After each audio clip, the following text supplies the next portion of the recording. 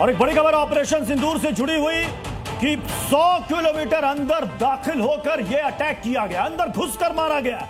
पिछली बार 2016 में जो सर्जिकल स्ट्राइक हुई थी, 2019 में बालाकोट पर जो एयर स्ट्राइक हुई थी, उससे बड़ी और तगड़ी स्ट्राइक हम इसलिए कह रहे हैं। अब आप देखिए 100 किलोमीटर अंदर घुसकर 100 किलोमीटर अंदर घुसकर के तबाही मचाई गई और यहां पर टारगेट हमला किया गया लश्कर और जैश के हेडक्वार्टर को, उनके जो मेन ट्रेनिंग कैंप थे उनको उड़ाया गया। मुझे लगता है एक बार फिर से वॉल पर अगर आप वो मैप दिखाएं तो उसके जरिए हम दर्शकों को बता पाएंगे कि वो कौन कौन सी जगह थी जहां पर ये स्ट्राइक हुई। उसकी कुछ डिटेल्स भी हम तो ठीक ढंग से सही तरीके से लोगों को समझा सकते हैं उस मैप के जरिए।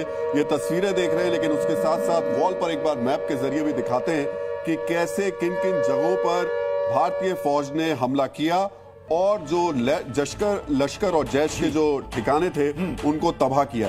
तो एक बार ये देखिए, ये मैप आपके सामने है। अब आप इस मैप में देखिए बहावलपुर, ये जो है तकरीबन जो हमारी जो अंतर्राष्ट्रीय सीमा है वहां से एलओसी से लगभग 100 किलोमीटर है और ये है जैश-ए मोहम्मद का हेडक्वार्टर बहावलपुर में, पाकिस्तान के पंजाब प्रांत में। मुरीद के ये 30 किलोमीटर है हमारे बॉर्डर से और ये यहां पर एलईटी का कैंप यानी कि लश्कर तैयबा का कैंप है और ये Gulpur 35 kilometre from LOC.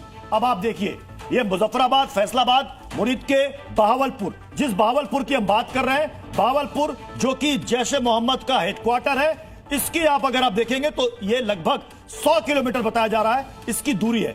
Faisalabad, मुरीद के ये एलएटी का, इसे कहा जाता है कि एलएटी का यहां पर कैंप चलता था।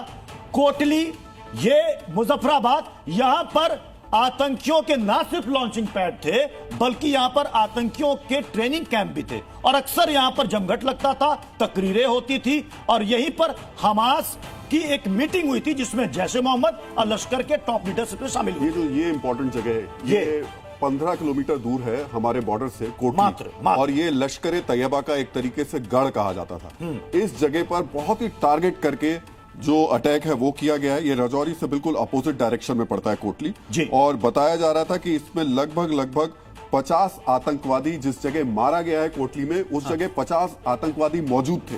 तो आप सोचिए कितना तय करके मारा गया कि जिस कोटली में, जिस जगह पर इंडियन फौज ने, इंडियन आर्मी ने टारगेट किया, उस कैंप में 50 आतंकवादी मौजूद थे। तो संख्या बढ़ेगी, अभी तक 75 आ रही है, हो सकता है ये 100 क्रॉस करके जाए।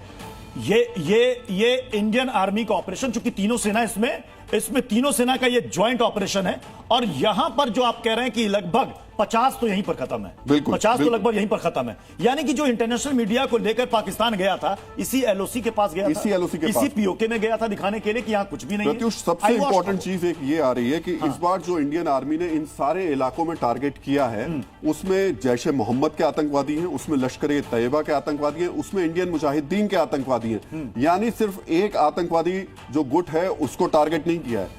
इन जगहों पर जो लश्कर, जैश, इंडियन मुजाहिदीन, इनके आतंकवादी कैंप मौजूद थे हर जगह। वो भी उनको स्पेसिफिक इंफॉर्मेशन थी आर्मी को, उनको पता था यहां 50 है, यहां 15 है, यहां 30 है।